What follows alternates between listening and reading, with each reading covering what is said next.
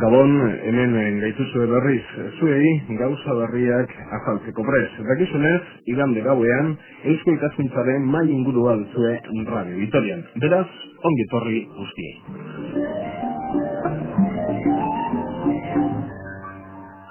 Muy buenas noches, como saben, escuchan la tertulia de Eusko Ikaskuntza, Sociedad de Estudios Vascos en Radio Vitoria. Hoy la sociedad nos invita a hablar de formación sexual, una formación necesaria, fundamental, pero no sabemos si bien enfocada por todos los sectores de la sociedad. Formación sexual, asesoramiento riguroso, prevención que permita vivir la sexualidad como una fuente de placer y comunicación. Pero vamos con ello.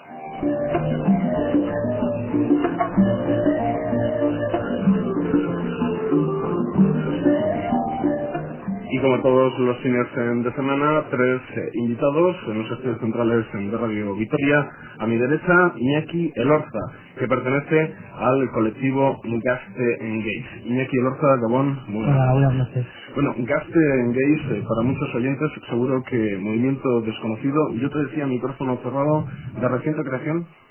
Hace año y medio exactamente, y sí, podemos decir que es un grupo joven por los miembros y joven por el periodo de creación.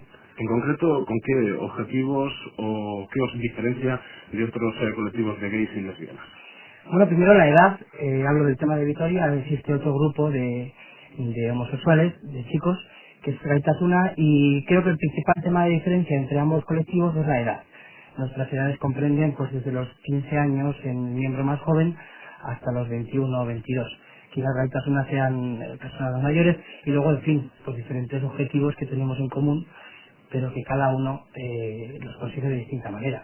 Luego iremos con esos objetivos. A la derecha de Iñaki Elorza, Modesto Rey, médico, ginecólogo, diplomado en sexología por el Instituto de Ciencias Sexológicas y trabaja también en el Centro de Atención a la Mujer. Modesto Rey, Gabón, muy buenas noches. Hola, buenas noches. Bueno, el Centro de Atención a la Mujer, ¿en qué consiste este servicio?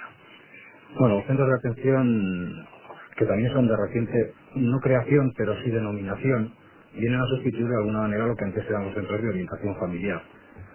Bueno, no se van a diferenciar básicamente lo que eran aquellos centros, aunque sí que puede ser significativo el cambio de denominación, por lo menos en el tema que hoy nos atañe. Bueno, es un centro ginecológico, es decir, es una consulta de ginecología en la que se lleva la ginecología general, los embarazos, y dentro de la ginecología general, pues todo el tema de planificación y orientación familiar. Vamos adelante con la presentación de nuestros invitados e invitadas, porque para terminar está con nosotros también Inma Ruiz de Lezana, sexóloga y psicóloga. Los oyentes en Radio Vitoria saben que los lunes Inma colabora en nuestro programa Plaza Nueva, pertenece al colectivo sexológico de Maise y a la asesoría de sexualidad para jóvenes del Servicio de Juventud del Ayuntamiento de Vitoria-Gasteiz. Inma, Gabón, muy buenas noches. Gabón. Bueno, con mucho trabajo, cada vez más, por las últimas informaciones que tenemos pues los medios de comunicación de la ciudad, en la asesoría, en este servicio del Ayuntamiento de Vitoria-Gasteiz, y por otra parte también en una campaña importante para el colectivo, ¿no? Sí, estamos ya en la recta final. Este fin de semana terminan ya las actividades y es que consideramos que es muy importante el explicitar la presencia de la sexualidad desde el enfoque que hemos intentado darle a esta campaña, pues para hacer un hueco a la expresión de la sexualidad, en este caso de las personas jóvenes. Cuando decimos formación sexual, que es el tema que Sociedad de Estudios Vascos y Eusko Ikaskuntza nos pone encima de la mesa, ¿qué debemos de entender por formación sexual? Cuando yo oigo formación sexual, yo entiendo que se trata del apartado de estudios sobre sexualidad, o lo que digamos que comúnmente se denomina sexología. No sé si te refieres a la educación sexual, sí, pero a mí me gusta que hayas empezado por el tema de la formación porque, bueno, desde hace 2 años ya en Álava nos hemos constituido una comisión de profesionales de la sexología, en Garanen nos llamamos, un poco con el objetivo de reivindicar la formación en sexología de las personas que trabajan en el ámbito de la sexualidad, porque como a veces se considera que es un tema delicado, complicado, incómodo. El hecho de que alguien se atreva a tocarlo a veces justifica el cómo se haga, el por qué se haga, etcétera, etcétera. Entonces, a mí me ha hecho ilusión que sea por ahí con el tema de la formación, porque es uno de los objetivos que nos estamos intentando conseguir, ¿no? El que se reconozca también la profesionalidad de la sexología y el reivindicarla un poco como ciencia en el espacio, ¿no? Desmitificándola un poco de acepciones que a través de los medios de comunicación pues nos llegan, ¿no? La imagen del sexólogo, de la sexóloga que a veces aparece en programas determinados, ¿no? Me ha gustado que haya siempre por ahí.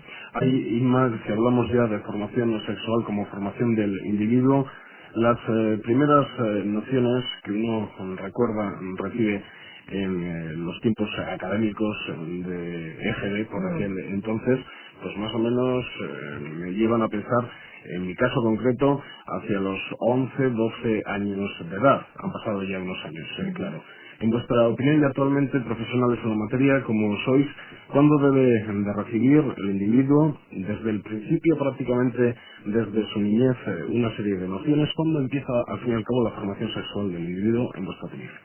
En mi opinión empieza desde el momento en que nace, porque el hecho de que estemos educando, educar una persona que digamos se compromete o se implica en la crianza de un bebé que acaba de nacer, sea niño o niña, constantemente y desde un primer momento está transmitiéndole sensaciones afectivas, valores, un montón de contenidos en los que también está implícito valoraciones en torno a la sexualidad y hacia el reconocimiento pues de su propio cuerpo, de los afectos. Bueno, hay muchos componentes que entran en juego, ¿no? Otra cosa es que intencionalmente nos propongamos hacer educación sexual y eso ya pues suele aportar un montón de incomodidades, compromisos, como decía antes, a la hora de no saber, igual no tener muy claro qué enfoque le queremos dar, como padre o como madre, no sé cómo enfocar esto con mi hijo o con mi hija, ¿no? Pero tenemos que tener en cuenta que siempre hacemos educación sexual. A veces trabajando con padres y madres se plantea la cuestión esta de que, claro, ¿yo cómo voy a cómo voy a trabajar este tema con mi hijo o con mi hija si yo no he recibido educación sexual cuando era joven? Yo suelo plantear, bueno, eso es una manera de educar. Por omisión, un modelo prohibitivo, estamos eludiendo hablar o explicitar un aspecto fundamental en la vida de las personas. Y eso es un modelo educativo también. Todavía esta cuestión se plantea entre los padres. Han cambiado las cosas, pero no tanto como para que los padres abiertamente empiecen a educar sexualmente dentro de las posibilidades de cada uno, pues ya desde casa, porque eterna es la discusión entre educadores, familia, quién debe plantear las nociones, digamos ya, importantes, las primeras preguntas de los niños o niñas sobre sexo, sobre cuestiones ya muy concretas. ¿Quién debe afrontar esa Yo etapa? entiendo que es una responsabilidad que debemos asumir todos y todas las personas en el papel que como educadores, educadoras o transmisores de valores podemos tener en un momento determinado en nuestra vida.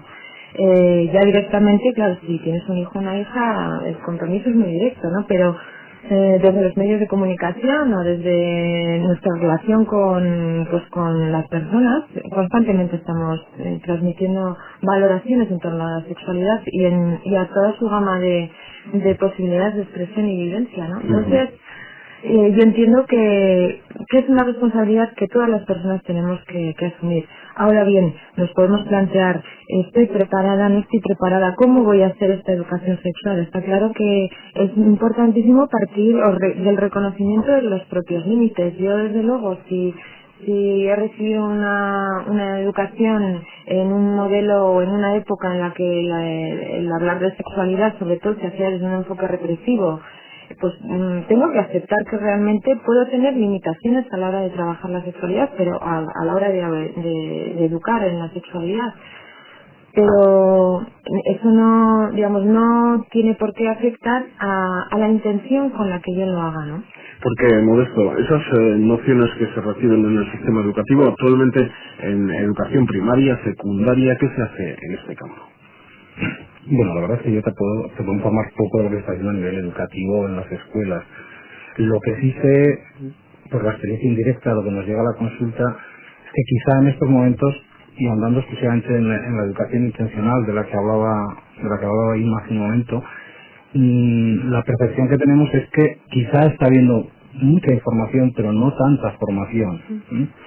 Y esto a veces, dentro de las consultas médicas, que también es una parte como muy específica dentro de esta atención, genera ciertas dificultades, porque bueno, la gente sí que tiene nociones, sí que tiene información, pero muchas veces se carece de esa formación básicamente a la hora de asumir ciertas responsabilidades, que yo creo que es consustancial, es decir, consustancial el hacer una sexualidad que pueda ser saludable implica una cierta responsabilidad en esa sexualidad, y quizá eso dentro de la juventud, yo no digo ser irresponsables, pero sí digo que creo que es uno de los factores que en estos momentos no se están desarrollando de una manera adecuada, quizá por esa falta de formación y ese exceso a veces de información, que yo creo que además es una información que muchas veces es difícil tamizarla, ¿no? Bueno, esa es un poco la experiencia que yo tengo, por lo tanto creo que sigue habiendo un déficit impresionante a nivel formativo en esas edades previas, que yo creo que son las fundamentales a la hora de poder abordar una sexualidad saludable, ¿no? Porque, yendo ya a los ejemplos, que es muchas veces con lo que los oyentes se quedan y no se entienden, en la época mía recuerdo perfectamente comentarios entre amigos y amigas. A mí nadie me ha explicado lo que es la regla y qué es esto y por qué sí, por qué no. Todavía esas situaciones se dan, por ejemplo, molesto en las consultas tanto de asexoría o en las consultas de médicos. Yo creo que cada vez menos. Yo creo que efectivamente quizá la educación ha sido y quizá en este sentido ha sido demasiado medicalizada. Es decir, yo creo que ha sido una educación que ha estado más orientada al conocimiento anatómico, al conocimiento fisiológico, pero se ha prescindido de otra serie de valores o de otra serie de funciones que se deben desarrollar dentro de la educación sexual. Entonces sí que es verdad que yo creo que ahora mismo pues, las jóvenes y los jóvenes tienen menos miedo a ciertas reacciones fisiológicas que van a ir apareciendo en su organismo, conocen mucho mejor los cambios que se van a producir. La cantidad de consultas que antes se podían producir, quizás hace una década, no mucho más, en torno a este tipo de lo que es el despertar puberal, etcétera, yo creo que en estos momentos sí que ha modificado sustancialmente. Pero quizá tiene que ver con eso, en que efectivamente sí que hay una información desde el punto de vista fisiológico y desde el punto de vista anatómico, de lo que es el cuerpo humano, de lo que son los órganos reproductores, de lo que son los órganos genitales, y en esa medida yo creo que sí que hay menos temor a ciertas cosas, ¿no? Es decir, eso se enfoca desde un sentido más positivo. Pero sí me sigue pareciendo insuficiente, por lo menos para lo que estamos hablando. Luego para mí la consulta es muy importante, pero no tanto para lo que estamos hablando de educación sexual.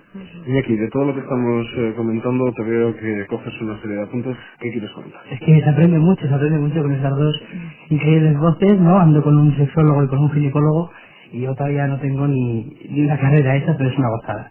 No, un poco al hilo de lo que decía Modesto Rey, de que anatómicamente y fisiológicamente se avanza muchísimo.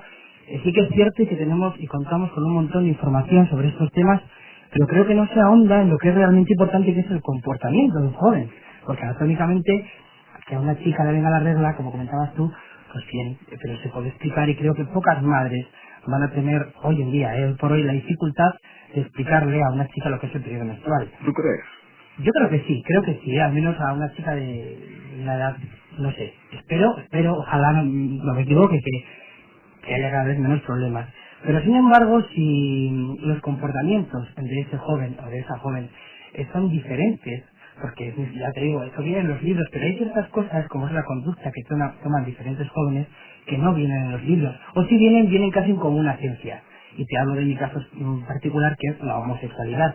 Pero bueno, como la homosexualidad, un montón de comportamientos diferentes, pero tan normales como los demás, que chocan a los padres. Y es ahí verdaderamente donde tendríamos que empezar a prepararnos, o preparar a los padres, o educar sexualmente a los padres sobre estos temas, ¿no? Sobre los comportamientos de los jóvenes.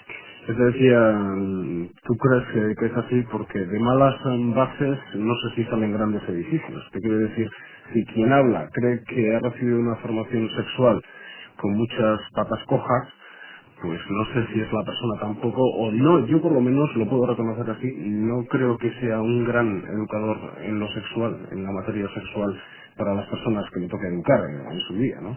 Yo no sé los demás cómo lo veis, pero desde luego, cuando hablamos de la sociedad, no es lo que nos rodea, ¿no? Sino la sociedad en conjunto. Yo creo que depende un poquito de hasta qué punto aceptes esa limitación. Yo puedo reconocer que tengo una limitación para expresarme sexualmente, por ejemplo, o no la puedo reconocer. Si no la reconozco, probablemente los contenidos que transmita o las valoraciones que transmita en torno a la sexualidad sean ambiguas, estén teñidas de apreciaciones igual que rozan lo moral, lo ideológico. Pero yo reconozco que tengo una limitación, pues yo voy a decir, yo personalmente llego hasta aquí y a partir de ahí pues tendrás que construir tú, tendremos que buscar apoyo, habrá necesidad de informarse o de buscar colaboración con personas profesionales, pero realmente lo importante es asumir y reconocer hasta qué punto puede llegar.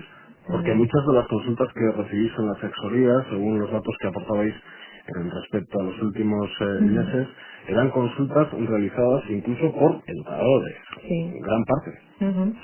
Sí, y ya que me haces mención a la asesoría de sexualidad, y al hilo de lo que estaba comentando Iñaki, y en la reflexión que comenzamos esto, ya me gustaría apuntar cómo sí que estamos detectando que quizás lo que comienza realmente a preocupar a las personas jóvenes es la influencia, o digamos, la presión que los estereotipos en torno a la sexualidad existen, ejercen sobre una persona que intenta en una edad como la etapa de la adolescencia o la pubertad, ¿no?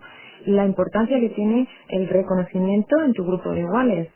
Si mi identidad, si mi orientación, si mi cuerpo, si el tamaño de mi pene, si mis caderas no se corresponden con el estereotipo ideal para que ese grupo me acepte, yo lo paso mal en esa integración y en ese paso tan importante que hay del núcleo familiar a un poco un núcleo más público, ¿no? La etapa de la adolescencia. Por eso es muy importante plantear el análisis, a mí me parece importante en estos términos, ¿no? La presión tan grande que los estereotipos, que la cantidad de estereotipos por la cantidad de información en torno a lo sexual que existe en la actualidad está ejerciendo sobre el colectivo de personas jóvenes, ¿no? La persona joven, por ejemplo, que está preocupada con 19, 20 años porque no mantiene una relación coital a determinada edad, sus compañeros y compañeras de cuadrilla ya lo han hecho y realmente son situaciones que pueden generar malestar y Hablamos de formación sexual, hablamos también del ámbito de la educación, tanto en la casa de cada uno como en el ámbito de la enseñanza, y podemos dar un salto tanto en los años como en las consecuencias de una formación sexual que decía yo antes, con las patas cojas o algunas cojas, porque se siguen dando muchos casos, Modesto, de embarazos no deseados. Sí, se siguen dando muchos casos y yo creo que es una de las cosas que ha crecido últimamente y fundamentalmente en la adolescencia, es decir, en el sector juvenil. ¿Cómo es posible en esta sociedad que decimos de la comunicación?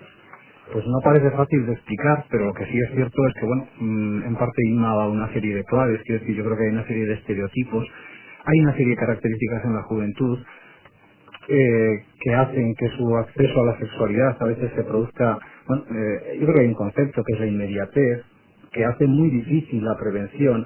Yo venía a comentar, nosotros desde el Centro de Atención a la Mujer pensamos que nuestra función fundamentalmente debería ser preventiva y sin embargo, lo comentábamos el otro día, es una labor prácticamente imposible de hacer. Es decir, ¿qué prevención puedo hacer yo cuando un joven o una joven que viene a la consulta a pedir un método anticonceptivo generalmente lleva 5 años teniendo relaciones sexuales?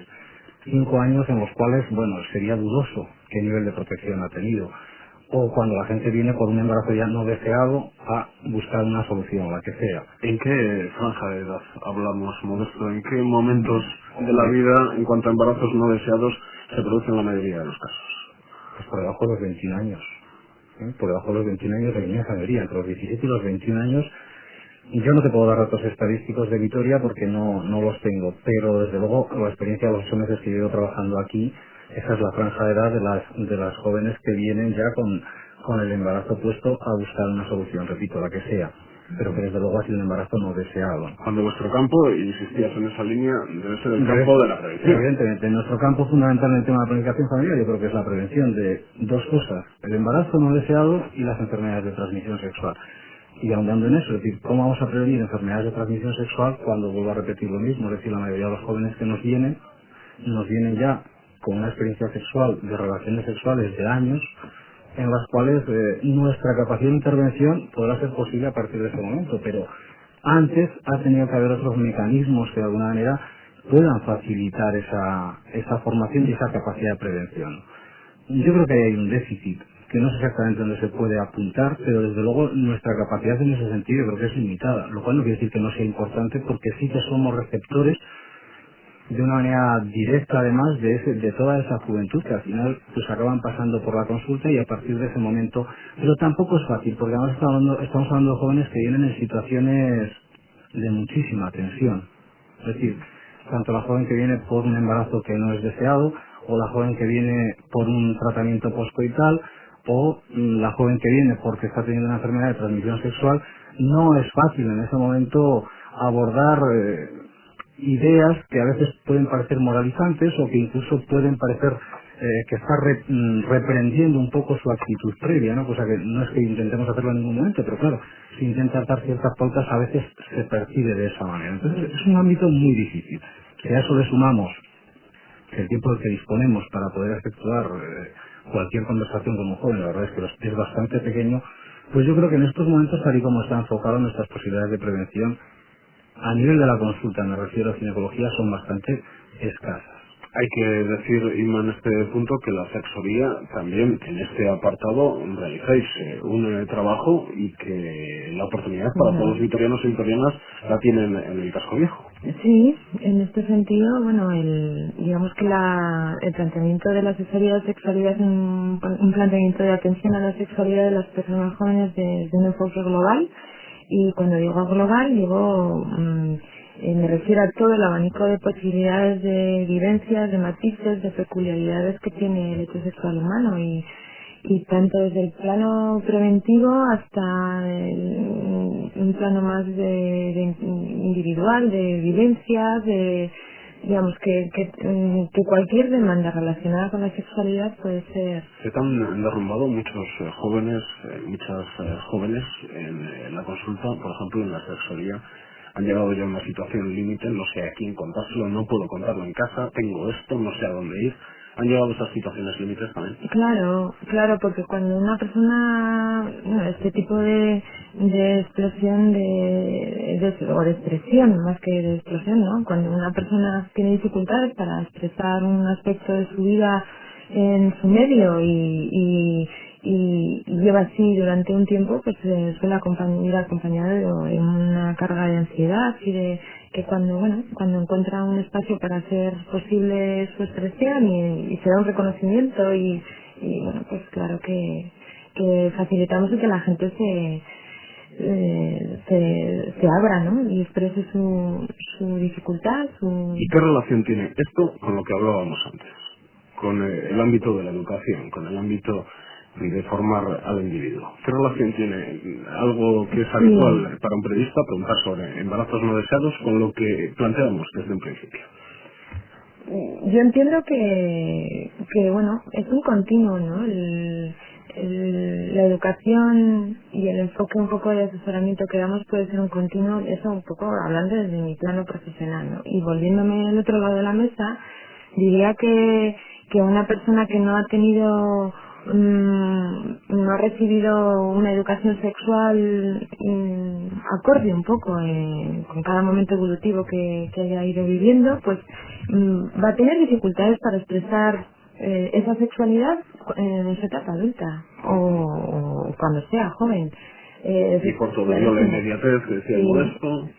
Si tenemos en cuenta que la sexualidad es un aspecto fundamental de la vida de las personas desde el momento del nacimiento hasta la muerte y se elude la presencia o la explicitación de la misma, estamos como decía antes, omitiendo un aspecto que es fundamental. Y si en esa sexualidad de una persona determinada se da una dificultad, pues es mucho más difícil expresar. Además, cuando existe un poco valoraciones morales, ideológicas en torno a lo sexual también. Eso a veces dificulta mucho más el que una persona pueda acercarse a un servicio determinado para explicitar su dificultad o su...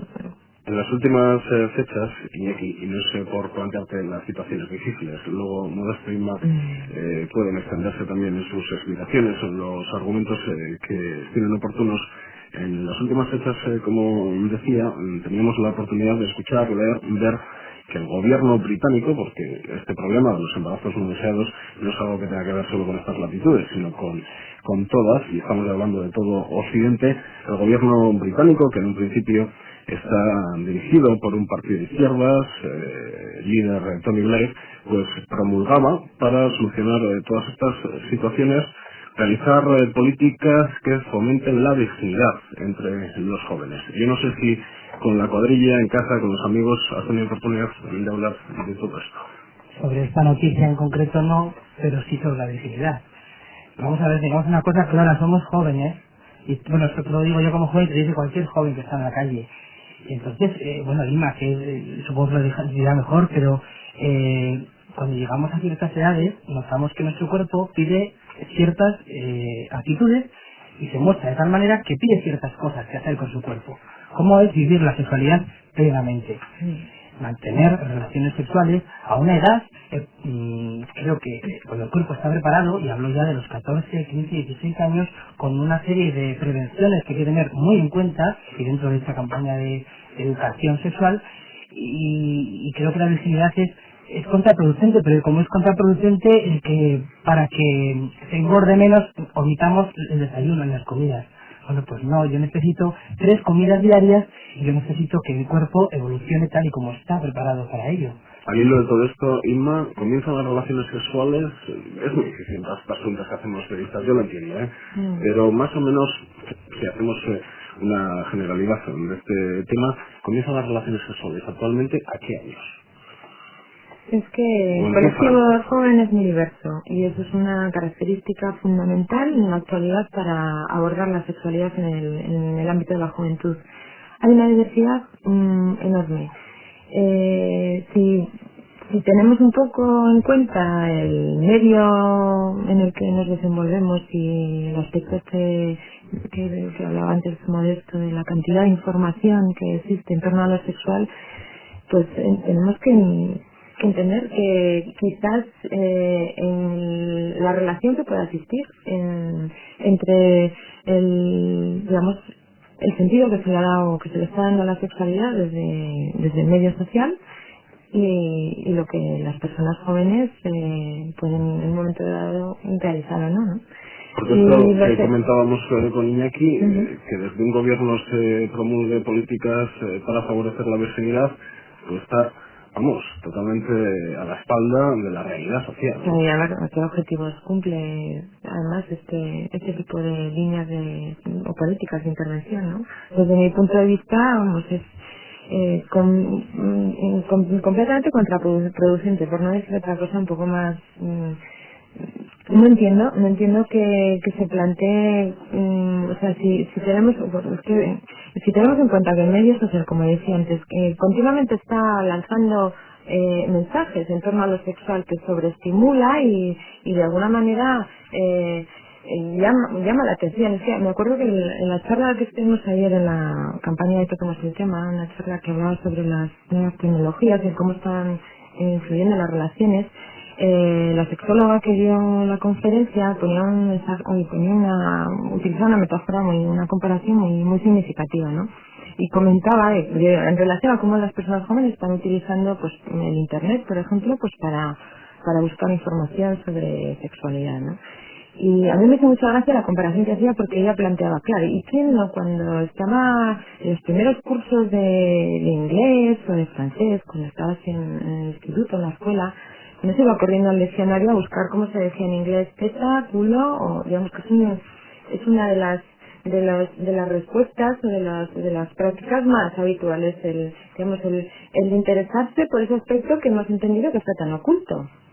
Ella hacía esta comparación un poco en cómo se está llegando a utilizar el internet entre el colectivo de personas jóvenes, ¿no?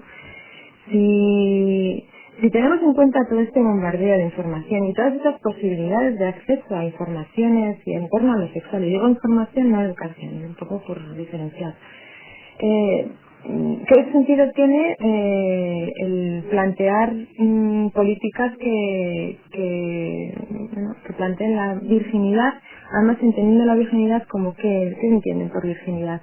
No mantener prácticas coitales, fomentar que las personas no tengan relaciones sexuales hasta cuándo. O sea, yo desde luego entiendo que las líneas de intervención tienen que pasar por otro sentido. Primero, reconocer que las personas jóvenes pueden, y de hecho son sexualmente activos y activas, que tienen opiniones también en torno a lo sexual, y que para lanzar políticas de intervención en el ámbito juvenil, lo más adecuado es escuchar un poco también la voz de las personas jóvenes, qué tipo de planteamientos pueden tener ellos y ellas también para encaminarnos hacia el tema de la prevención y la intervención en el área de la sexualidad, ¿no? ¿Esto algo que quieres apuntar?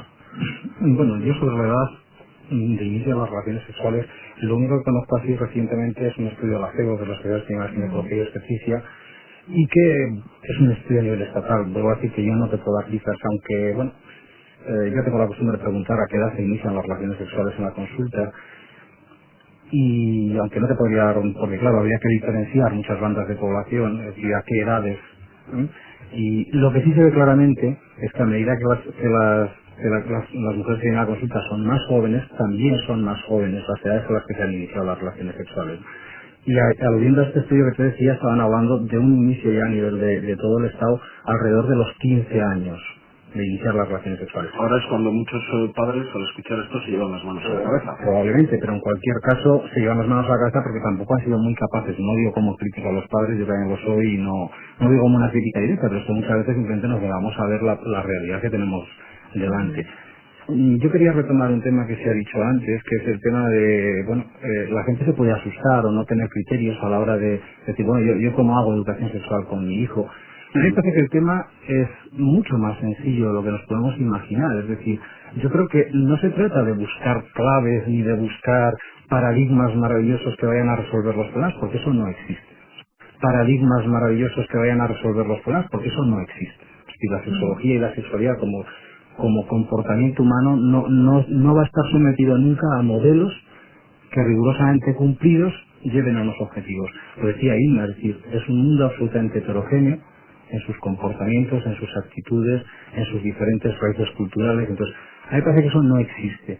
Pero esto es algo tan sencillo como, si sabemos desarrollar esa sexualidad, y en la lactancia creo que hay pocas madres que no la sepan desarrollar, por ejemplo, es una cosa muy curiosa, e incluso muchos padres que ya están incorporándose a tener esa relación afectiva, que es el primer elemento de la sexualidad, a tener esa relación afectiva, el problema es que llega un momento en que eso se corta radicalmente. Sí, hay una pérdida de esa relación que se transmuta por otras relaciones, probablemente son otras relaciones ya más de poder, pero en cualquier caso se pierde gran cantidad de esa relación afectiva que probablemente, al margen de tus conocimientos, al margen de tus propias consideraciones ideológicas, yo creo que eso es un elemento fundamental para un desarrollo, voy a decir, normal dentro de la sexualidad, normal dentro del desarrollo de la persona, pero en este ámbito mucho más importante. Al fin y al cabo es un desarrollo afectivo y con un cierto respeto hacia ese niño que va creciendo. Yo creo que eso sí que le va a permitir luego ir buscando sus propias opciones. Yo creo que esto es mucho más sencillo que luego buscar determinadas claves. Esas claves, igual en un momento determinado claves no claves, sino esos conceptos que luego tendrá que desarrollar ese niño irán apareciendo. Pero no me parece tan complicado como siempre lo queremos tener, ¿no? Yo por una parte considero que la sociedad es muy amplia, que debemos de intentar mirar a toda ella, y yo creo, o por lo menos me puedo equivocar, pero creo que hay un sector de la población que cuando se le plantea un problema de estos en casa, si se le plantea el problema es porque antes no se han tomado las medidas, ¿verdad? Pero si se plantea el problema, bueno, a mí, déjame, ya te lo explicarán en el colegio. Yo creo que todavía eso seguro que se oye en ciertas casas. Y luego ya, pues, otro sector, por ejemplo, de la población con estos temas. Bueno, vamos a ello. Desde la naturalidad, que imagino que es una de las reflexiones que hacen los padres, venga desde la naturalidad, pero justo ya en el momento de explicación o en el momento de tener que afrontar el tema, decir las palabras, esto no, esto sí, Yo creo que son cuestiones que, a pesar de asexoría, a pesar de las consultas de ginecólogos, que poco tienen que ver con las consultas de hace 20 o 30 años, todavía hay mucho que andar en esto, ¿no? Claro, lo que pasa que eso, bueno, yo me estaba acordando que hace un poquito hablábamos de la educación, de lo implícito o de lo explícito en educación. Y una cosa es lo que nos planteamos contar, porque veo que mi hija o mi hijo ya tiene 14, 15 años y aparece quizás el miedo a que mi hijo o mi hija con 14, 15 años puedan mantener relaciones coitales y voy a correr un riesgo. O que con 14, 15 años mi hijo veo que no sale con chicas y tiene muchos amigos, no será gay, entonces me planteo hacer algo, decir algo. O que con 14, 15 años veo que mi hijo pues no se está desarrollando conforme a su identidad sexual primaria. Resulta que bueno, está expresando que no se siente chico. Que se Y como siente chica, profesionales en la materia, podéis decir a cualquier padre o madre que nos esté escuchando que no afrontar el problema es crear más problemas. no afrontar el problema es un problema ya. Pero yo lo que quería plantear es que no solamente con lo que te plantees decir estás haciendo educación sexual. Cada día hacemos educación sexual. Cuando te sientas delante de tu hijo o de tu hija a intentar mantener una comunicación, una conversación sobre qué tal se siente, cómo son sus relaciones, qué tal le ha ido en su día. Cada vez que cierro el pestillo para meterme a la ducha o salgo de la ducha y me tapo o me descubro, estamos haciendo educación sexual. Cada vez que educación sexual estamos continuamente haciendo. Otra cosa es que nos planteemos de una manera explícita hacer una intervención concreta en un momento determinado, pero educación desde el momento que un bebé nace desde los primeros momentos de su vida se está educando en torno a lo sexual. No quiero asustar, pero a todo esto llega al Ayuntamiento de Vitoria-Gasteiz un buen día, modesto, Iñaki, y prohíbe a los kioscos que aparezcan imágenes pornográficas y durante unas horas se retiran una serie de publicaciones de ciertos kioscos del centro de Vitoria-Gasteiz. Precisamente uno de los argumentos que se empleaban en la denuncia presentada por un ciudadano, yo pude ver esa denuncia, era que qué iba a pasar con los niños que veían esas imágenes en los kioscos. No sé si tiene nada que ver, pero se me ha venido a la cabeza. Modesto. Pues yo tampoco sé si tiene mucho que ver. Evidentemente tiene mucho que ver, o pienso que puede tener mucho que ver con quien tomó la decisión de retirar esas revistas de los kioscos, ¿no? Aunque creo que posteriormente pues hubo una retractación pública. En un principio se alegó la ley de protección del menor. Sí, correcto. Yo creo que lo que pasa es que la ley de protección del menor se ha alegado para tantas cosas que al final yo no sé si estamos protegiendo al menor o intentamos aislarlo de lo que puede ser cualquier realidad. Primero, yo no sé exactamente qué definen muy bien qué es el concepto de pornografía, es decir, que es que me parece una medida tan, voy a decirlo suavemente, tan tonta y tan torpe, porque es que realmente yo creo que eso, cuando resulta que la televisión la están bombardeando continuamente, y ya sé que el padre podrá tener la facultad de quitarla o ponerla, o sea que si todos conocemos las casas de nuestros amigos, etcétera, etcétera, las televisiones están funcionando las 24 horas del día, pero bueno, es decir, durante la actividad diaria los niños están viendo absolutamente de todo, y yo creo que escandalizarse por eso,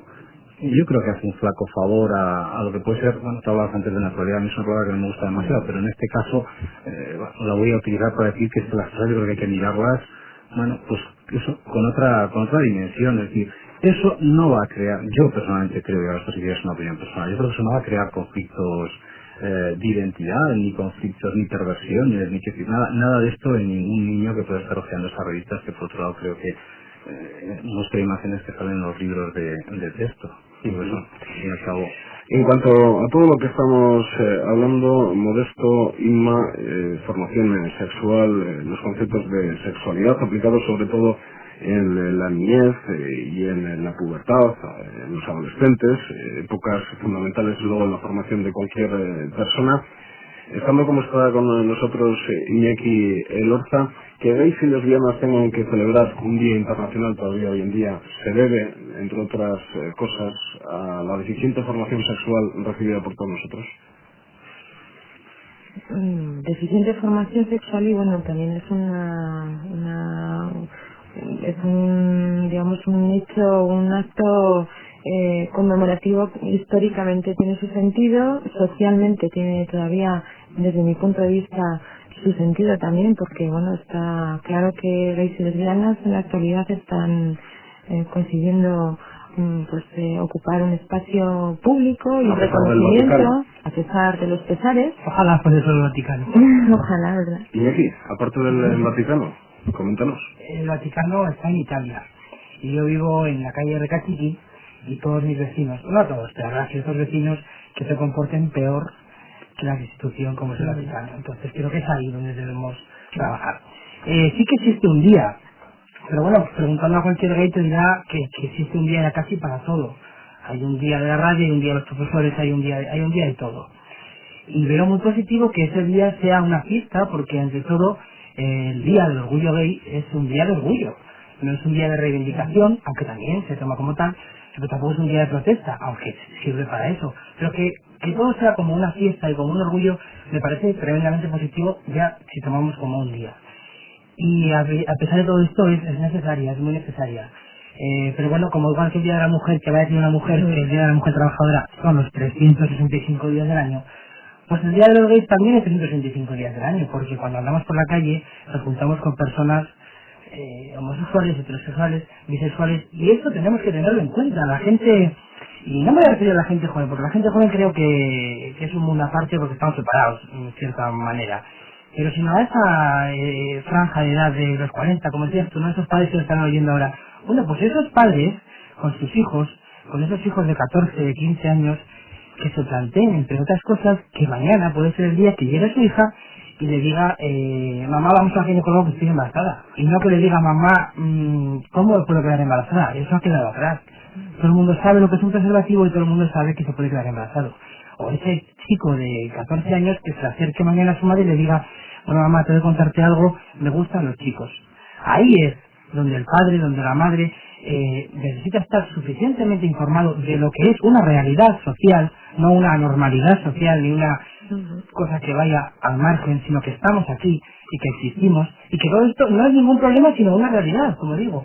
Y eso es lo que debemos atajar, lo que debemos intentar poco a poco con el Día del Orgullo Gay o con ciertas movilizaciones, o por ejemplo ahora mismo desde la radio, pues explicar y dar a entender que estamos ahí, que existimos y que somos tan normales como los demás. Te has visto señalado no solo en el ámbito doméstico que decías de la casa, ¿no? En cuanto a la familia, sino a la escalera. Te has visto señalado pues tanto en la casa donde vive uno como en el ámbito escolar, en las cuadrillas de amigos que van cambiando a lo largo de los años, porque cuando somos niños y cuando somos jóvenes, adolescentes, más que jóvenes adolescentes, somos muy criminales en los comentarios. ¿Todavía eso será? Será muchísimo y será una homofobia palpitante, creo yo. Pero no homofobia que voy a matar al maricón, no. Pero será homofobia en cuanto al rechazo en la misma cuadrilla de 16 años, y te hablo desde mi punto de vista y desde lo que a mí me ha pasado. De que, bueno, tú lo planteas, primero el pilar básico, si quieres, bueno, esto sería otro tema aparte, pero el pilar básico es la familia. Entonces, si la familia queda constituida de tal manera que acepta mi orientación sexual y mi opción sexual, que creo que es importante y que en muy pocos casos se da, luego está el grupo de amigos, y ciertamente es donde más, uno de los sitios donde más se sufre el rechazo, en mi cuadrilla. Porque yo hago ver a mis amigos de 16 años, como te digo, ahora tengo 19, perdón, hace 3 años no, hago ver a mis amigos que yo no lo he elegido. Y aunque lo haya elegido, que esto a mí, tampoco es que me haya venido impuesto, pero es que tengo que ser así. Y no me puedes pedir que sea de otra manera porque lo siento, pero si tú eres rubio y se acabó. En esta línea, el Ayuntamiento de Vitoria-Gasteiz también ha abierto una línea de actuación, ¿no? Recientemente. Creo que junto a la Diputación Foral de Álava es un trabajo conjunto. No, es el Ayuntamiento de Vitoria, pero en la Concejalía de Bienestar Social. En la Concejalía de Bienestar Social también va a ser una línea de asesorar al ciudadano. Hay un servicio de asesoramiento para gays y lesbianas que se llama ANFASIS. Es una línea, como decimos, de reciente creación. Y hablábamos de una sociedad de comunicación, mucha información pero poco ordenada, y aquí modelos que podemos ver todos los días en la televisión y que se han hecho también modelos pues incluso de parte de la sociedad, cosas como Boris Izaguirre, ¿ayudan, no ayudan? Hay opiniones muy diversas al respecto. Muchísimas opiniones, y es el dilema de siempre, ¿no? Que cuando dices que eres homosexual, o te empaquetan ya el estereotipo, como hablábamos antes, que esto es una sociedad de estereotipos de Boris Izaguirre o del... Y si encima además tienes un poco de pluma, y con pluma me refiero a amaneramiento o gestos femeninos, pues ya te dicen, tú de mayor tienes que acabar presentando la parte rosa de un programa de corazón. Esto es... Pero bueno, ¿a dónde estamos llegando? Mira, es positivo los estereotipos, no voy a criticar los estereotipos porque... Pero si vemos los estereotipos como una parte más, como un personaje que hace su trabajo, que cobra por ello y que toma la caracterización de un actor dentro de un programa. Eso es para mí Boris Izaguirre. Y es uno más. Es Boris Izaguirre, es el vecino del cuarto que es rarito, es el panadero, es tanta gente. O sea, claro, pero evidentemente conocemos a gente que está ahí arriba y que muestra y que se da la cara. El personaje público de la vida vitoriana que no se atreve a dar el paso. Exacto.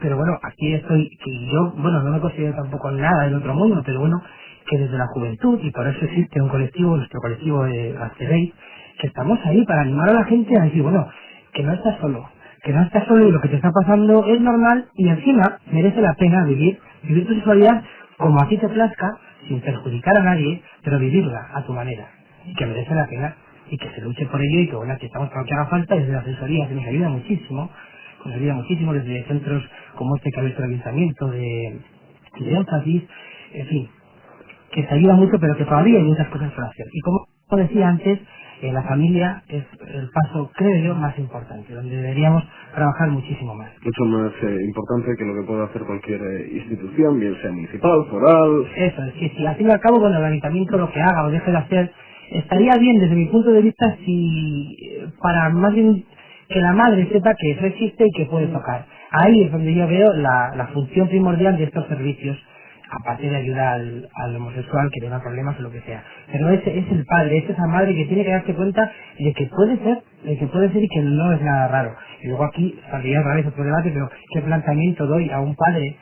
Desde la escuela y desde más se puede llegar a explicar qué es la homosexualidad, o qué es un embarazo no deseado, o qué es la promiscuidad, en fin, tantas cosas tabúes la mayoría como hay ahora, ¿no?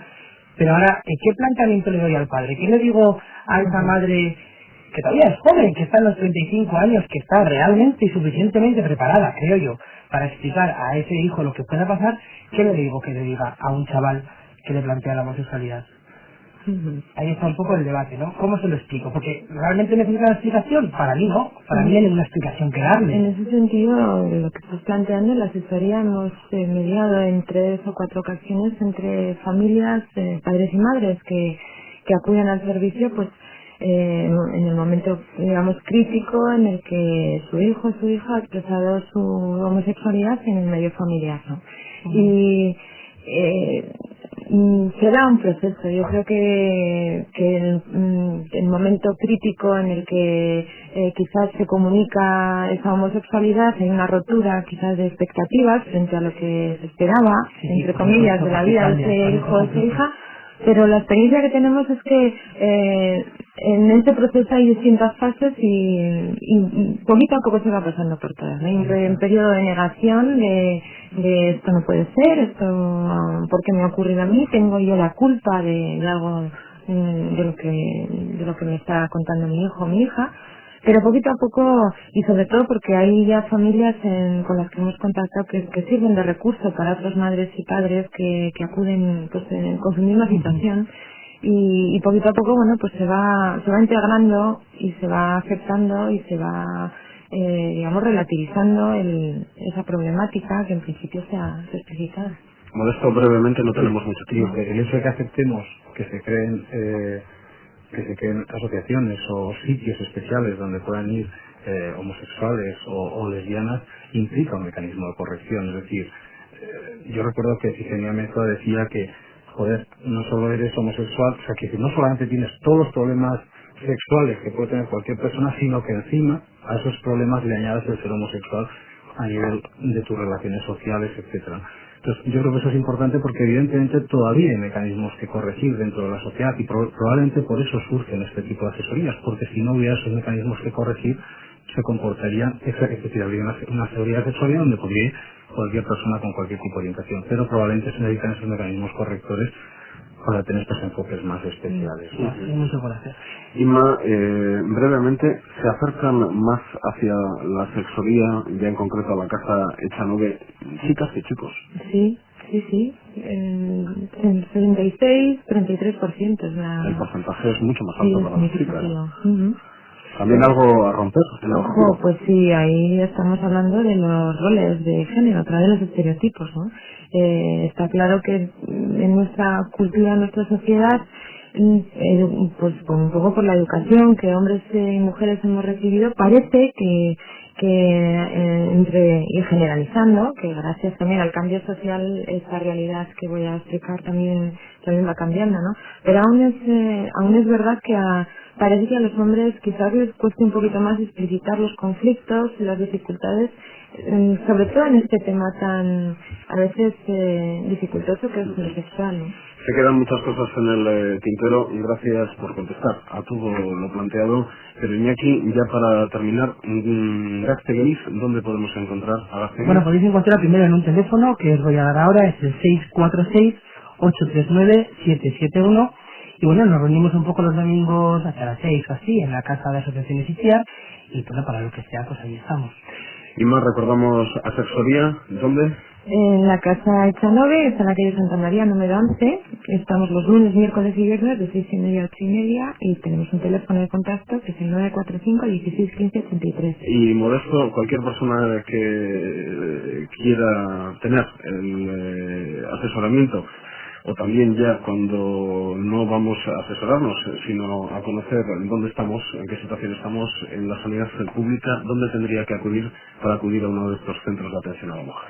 Hombre, pues ahora mismo yo creo que prácticamente en todos los barrios de Vitoria existe un centro de atención a la mujer, ¿no? Es decir que yo tengo aquí listado, pero no sé si merece la pena distinguir todos los centros de atención a la mujer que existen en Vitoria, pero tenemos en Arambizarro, San Martín, Laco, Zaramaga, Zumaquera, Olaguibel, y luego también en el Hospital de Santiago se está llevando una atención a la ginecología del casco viejo. Entonces, yo creo que la red no me parece a mí que sea el problema, porque yo creo que hay una red suficiente. Quizá el problema es un poco lo que hablábamos antes, es decir, que la labor que tienen encomendada es una labor que no es exactamente lo que eran antes los COF, es una labor mucho más amplia, es una atención integral a la mujer desde los 14 años hasta el final, y yo creo que eso se resiente de alguna manera en esta otra atención específica, ¿no? Pero yo creo que ahí es el sitio adecuado donde ir a resolver o intentar resolver a nivel preventivo y a nivel de resolver ya los problemas concretos que puedan surgir. Pues yo creo que cualquiera de los profesionales que estamos trabajando en esos medios intentaremos dar las mejores soluciones. Se encontrarán allí las soluciones oportunas, y a los tres muchas gracias por estar con nosotros. Eta zuei, entzulei, badakizue, datorren asteburuan hemen izango gara Radio Vitorian Eusko Ikaskuntzaren mahai inguruan.